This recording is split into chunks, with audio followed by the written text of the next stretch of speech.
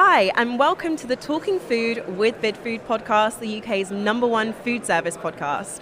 I'm your host, Ashley Hollidge, and we are back at Taste of Bidfood, our annual networking event, but this time we are at the home of the UK's motor racing, Silverstone. We are talking to some of the voices in food service to get their thoughts on what the future holds for the food service industry.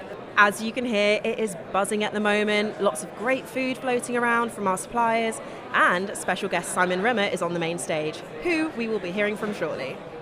Good afternoon, ladies and gentlemen. I'm Simon Rimmer. I'm your host for today. Welcome to the third Bidfoods event. We're back bigger and better than ever before. It's a free amazing experience. You can just arrive, free your boots. Hi Simon, welcome to Talking Food with Bidfood, and welcome to Taste of Bidfood. Thank you. It's lovely to be here. It's been a really good day. Now, can you share what you're doing here and how you're finding the day so far? So I'm hosting the whole event, so introducing a fantastic butchery demo, a fish filleting demo, and then also some of the great speakers for future trends, for small producers, and also really just mingling with people. It's amazing because we're all from the same boat, and everybody's really happy to kind of talk food and drink all the time. I completely agree. Plus, people are a lot more talkative when they've been fed. There's a lot of food floating around. Yeah, loads. I mean, you know, I've eaten my own body weight in food, and it's only halfway through the day.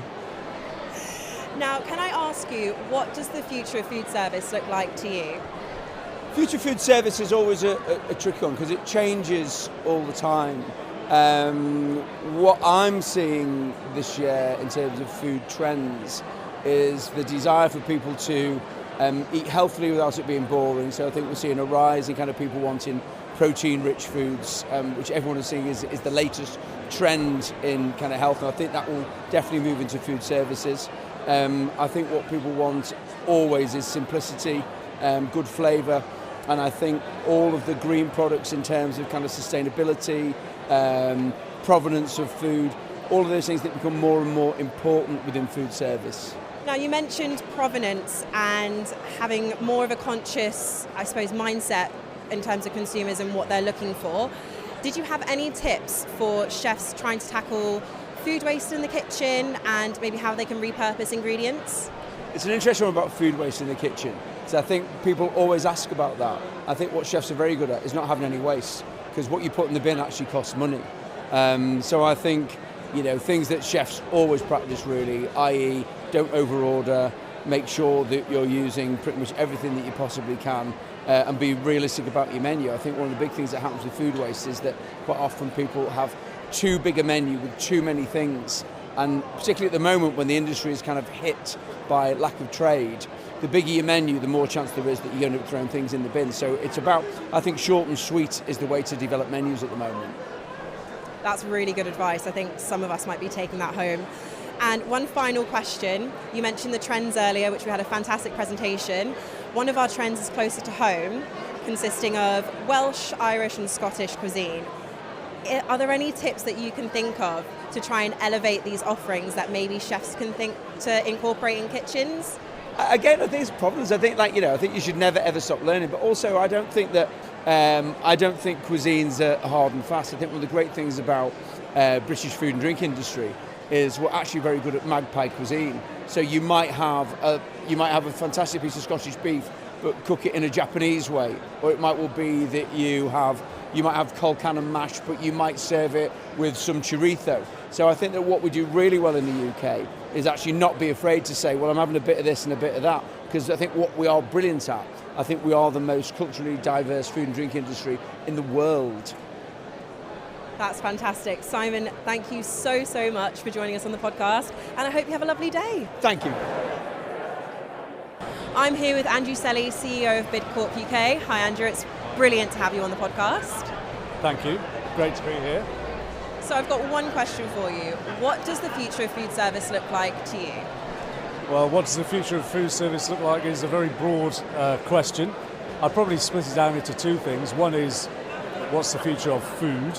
In terms of food trends, obviously we do a fantastic food trends report, which is available on the website, and that's all about the development of flavours, etc. But I think one of the key trends for me that applies across all areas of life really is around personalisation increased personalisation. We're looking for something that's special for us from a food and food service point of view. So I think that's going to continue. We're looking for those special treats for us, those special flavours for us, that unique type of service for us. And that's going to be a continued trend, I think, which will both create problems and opportunities for our customers in terms of providing that to their customers.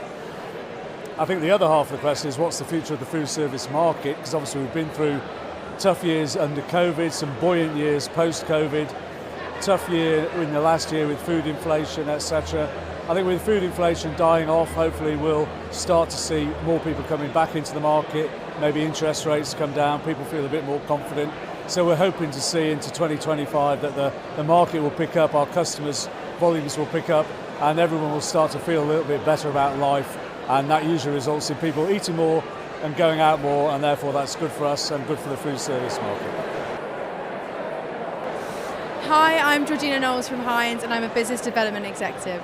The future of food service from a Heinz perspective is looking at flavours, bringing in flavours from sort of all around the world. We're looking at flavoured mayo, bringing in sort of different cuisines and tying that into our products. We've got our flavour adventure like smoky baconaise and firecracker. I think also ESG is a huge thing in the future of food service, so looking at how we can bring sustainability into our products, what initiatives we can bring to reduce plastic, because we know that tax is a huge thing that's affecting all companies. And we're really looking at how we can make a portfolio suitable for companies and for operators within food service. So you can find out more on our website. Hi, I'm Heather, Nutrition Manager at Bidfood. Hi Heather, what do you think the future of food service is going to look like for the care sector? So as a nutritionist, I hope that there's a continued focus on nutrition in the care sector. This year in June we had the BDA Care Home Digest released, which is basically a first of its kind set of guidelines for care homes to utilise. So there's lots of great chapters on menu planning, delivering a positive mealtime experience, special diets and all the rest. So I think that will be a really useful resource for care homes to use. That's fantastic. There's so much there to unpack. Is there any resources that maybe might be useful for anyone that's going onto our website? Yeah, so if you go on the care sector page of our website, we've written a blog post on the BDA Digest, so it kind of gives you the lowdown and signposts you. So yeah, customers can check that out. Fantastic. Thank you so much, Heather, and hope you enjoyed today. Thank you. I'm here with Henry from Baxterstorey. Welcome to the podcast, Henry. Thank you. Thank you. Thank you for joining us. So I've got one quick question for you. What does the future of food service look like to you?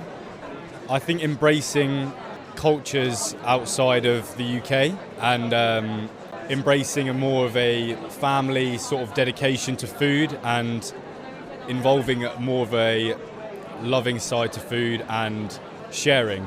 I love that touch on community and almost quality time around food. Thank you so much for sharing that. It's great to have you on, and have a great day. Thank you. Thanks for having me. Joining me now is Tim Adams, Sales and Marketing Director for Bidfood. How have you found today so far? Crazy busy. It's been amazing to see so many customers, so many Bidfood colleagues, so many suppliers all in one room, all tasting great products, all networking. Probably better than I could have imagined. Today is buzzing and there's a lot of great food floating around. I do have one quick question for you. What does the future of food service look like to you? Big question. If I wanted to draw our attention to anything, it's probably our Open Doors scheme. I think for me that's the future of food service, the new brands coming through, the new products, innovation, ESG, strong founder stories. I've seen the buzz around those stands today from our customers. You can see it's what they want to look at, want to talk about. They're looking for innovation to put on their menus, to put in their restaurants, and those open door suppliers are coming there with the cutting edge innovation, which I think, to be honest, is where the future is going to be for food service. I definitely agree. I've seen a lot of buzz around their stalls today. Thank you so much for joining us and hope you had a great day. I have had a great day. Thank you very much. Thanks for listening to the Talking Food with Bidfood podcast. I hope you got a good glimpse into our Taste of Bidfood event here at Silverstone, and that we managed to paint a picture of what the future of food service will look like from our guests. Now, we've recently launched our food and drinks trends for 2025, so head over to our website to find out more and discover what consumers are wanting to see more of and experience next year. Thank you so much for joining us, and until next time, goodbye.